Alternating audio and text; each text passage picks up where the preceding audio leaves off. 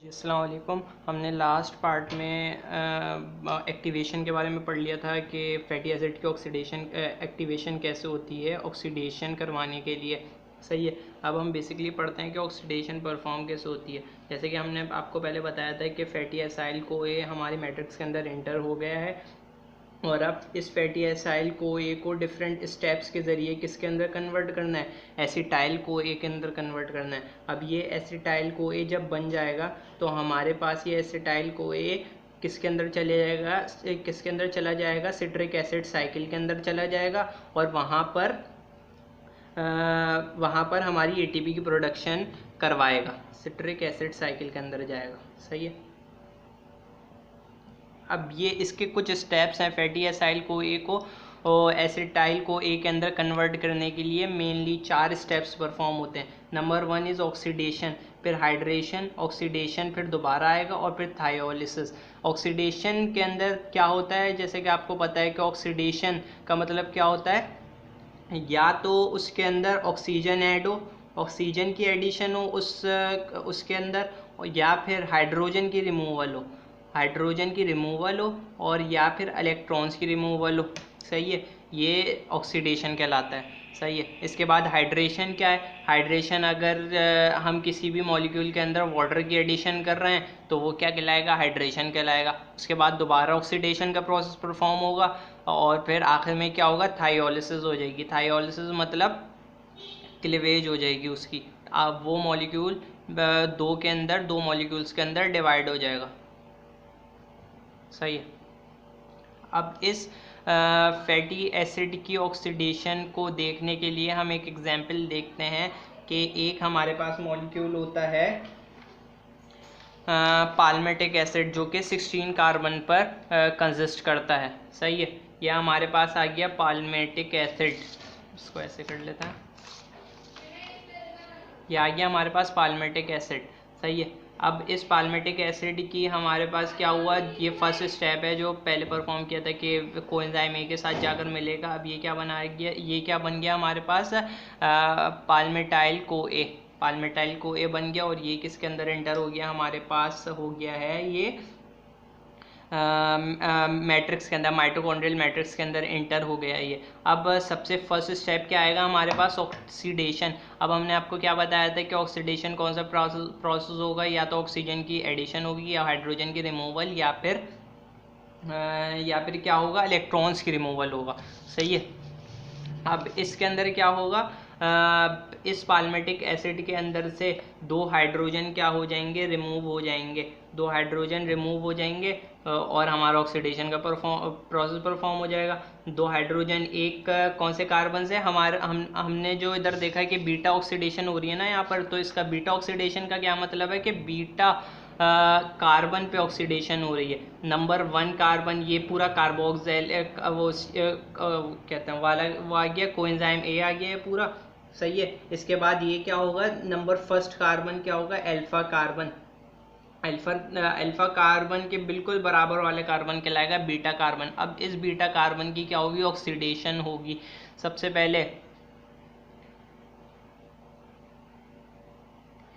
पहले ये beta carbon से क्या होगा, हाइड्रोजन की रिमूवल होगी, डिहाइड्रोजनेशन होगी। डिहाइड्रोजनेशन मतलब रिमूवल ऑफ हाइड्रोजन। इस बीटा कार्बन से एक हाइड्रोजन निकलेगा और इस अल्फा कार्बन से एक हाइड्रोजन निकलेगा। अब जब दोनों हाइड्रोजन यहाँ से रिमूव हो गए, इधर 2 थे, अब नेक्स्ट स्टेप में क्या हो गया, एक हाइड्रोजन बच गया और इधर भी 2 थे, इधर नेक्स्ट स्टेप में क्या बच गया, एक कार्बन बच गया। अब क्या हो गई, वैलेंसी अनबैलेंस हो गई ना इसकी वैलेंसी।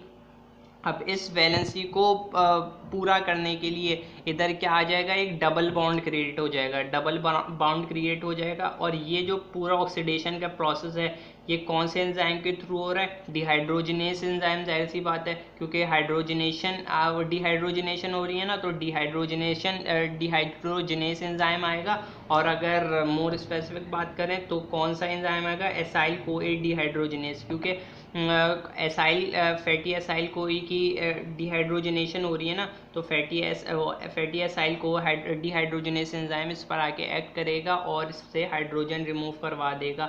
अब ये हाइड्रोजन जब रिमूव होगा तो हमारे पास पहले से 2 भूखे प्रेजेंट हैं यहाँ पर, दो भूखे हाइड्रोजन का इंतज़ार कर रहे होते हैं, जो कि जब भी इस हाइड्रोजन को देखते हैं ना तो फ़ौरन से इसको हड़प कर जाते हैं।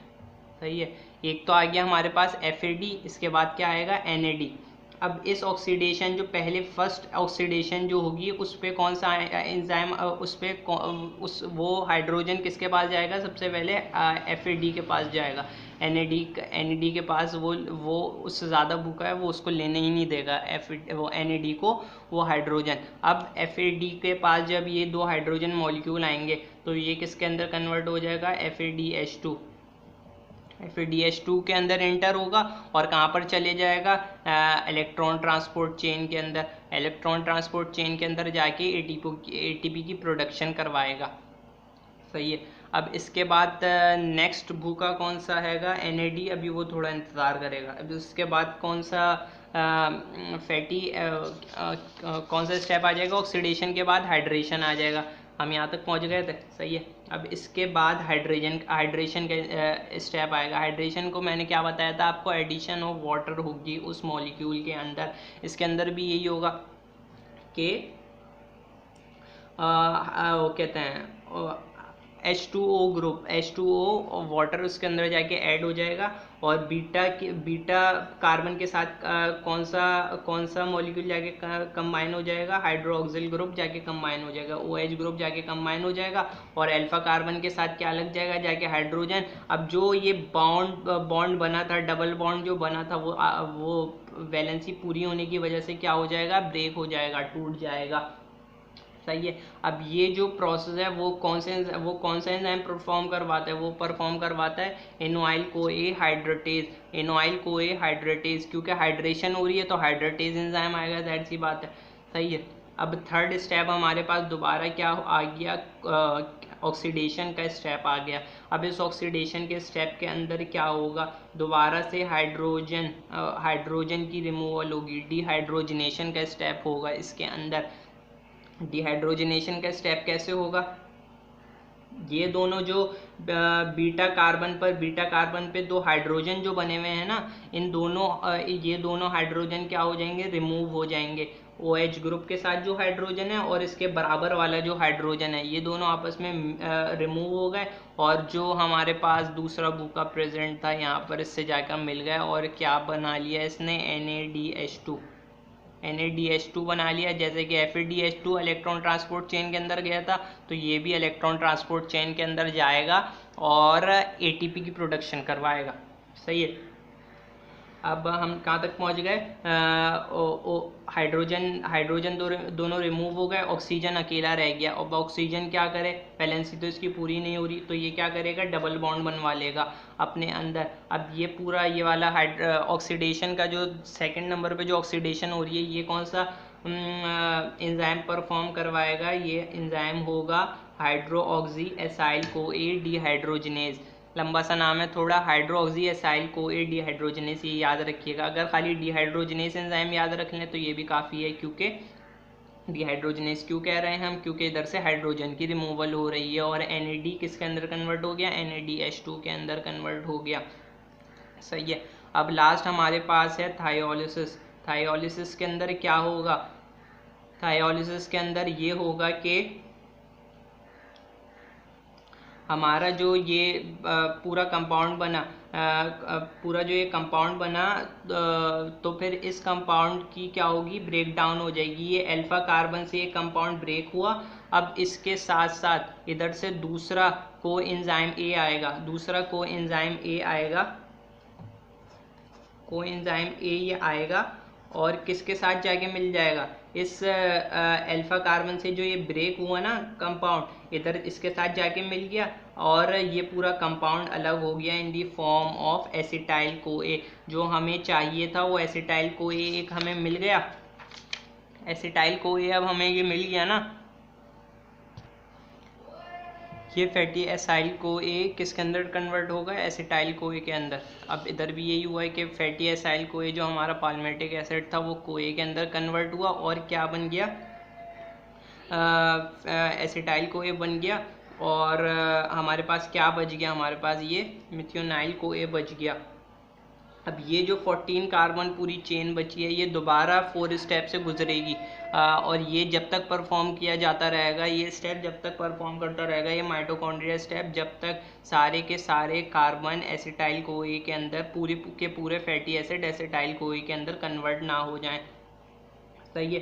अब 14 कार्बन जब पूरी इसके साथ साइकिल के पूरी साइकिल के अंदर दोबारा जाएगा तो क्या होगा, 14 में से 2 दोबारा से निकल जाएंगे, ऐसी वो कहते हैं एसिटाइल को एक ही फॉर्म में कार्बन्स, और क्या बच जाएगा, 12 बच जाएंगे। फिर 12 के बाद क्या होगा, 12 वाला दोबारा जाएगा, फिर 10 बच जाएंगे, फिर 8, फिर 6, फिर इसके बाद 4 बच जाएंगे, और फिर आखिर में 4 मॉलिक्यूल जब 2 के अंदर टूटेंगे तो 2 एसिटाइल कोई के मॉलिक्यूल रिलीज हो जाएंगे।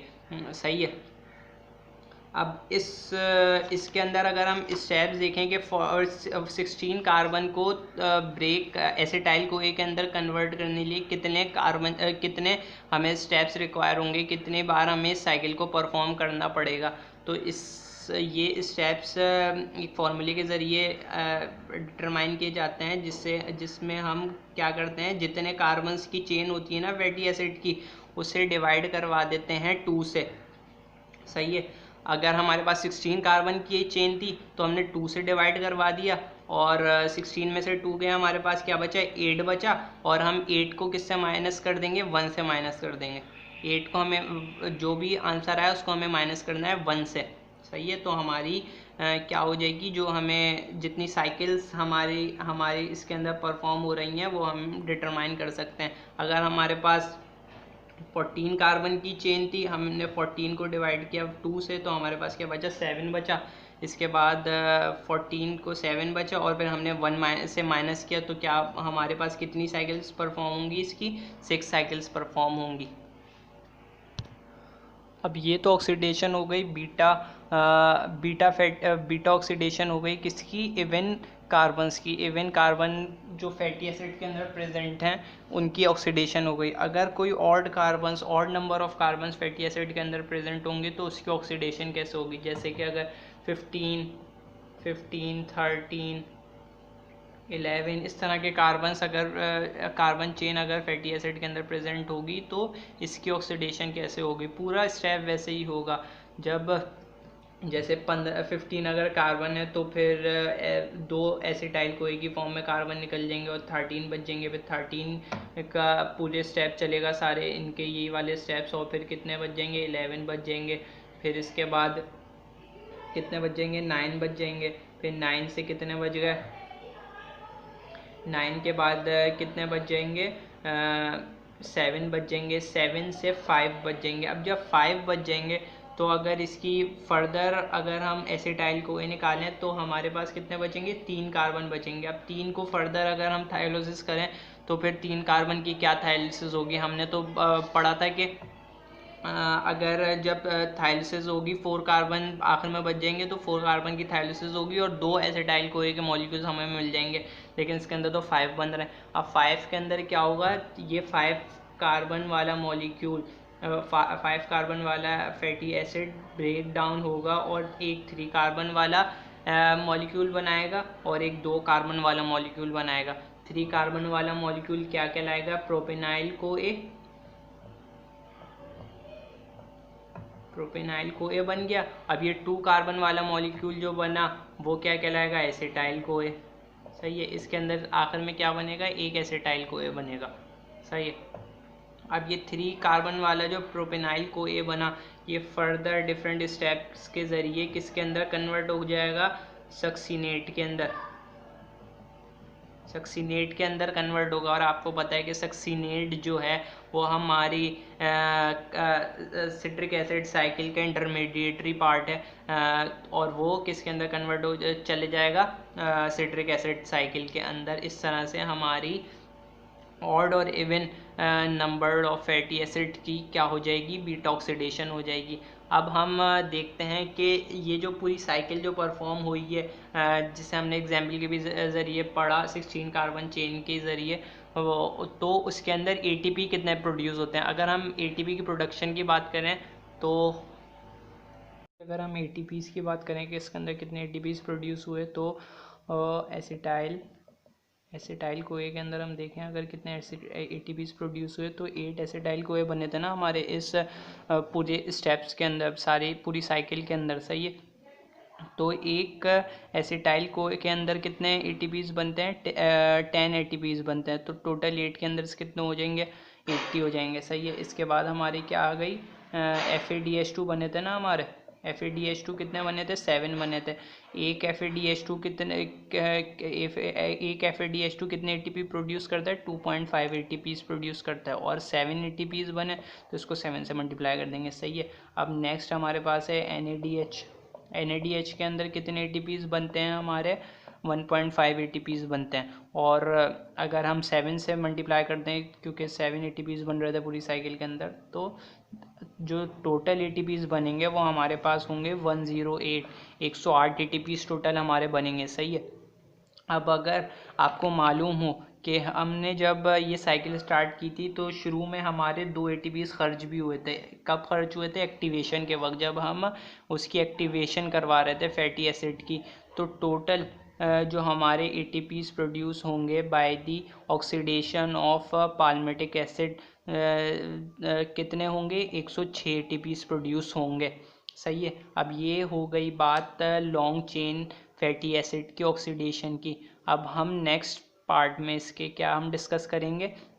ऑक्सीडेशन डिस्कस करेंगे, बीटा ऑक्सीडेशन डिस्कस करेंगे अनसैचुरेटेड फैटी एसिड्स की। So that's all about long chain fatty acids oxidation. So if you have any query up till now, so you can easily ask me. अल्लाह हाफिज़।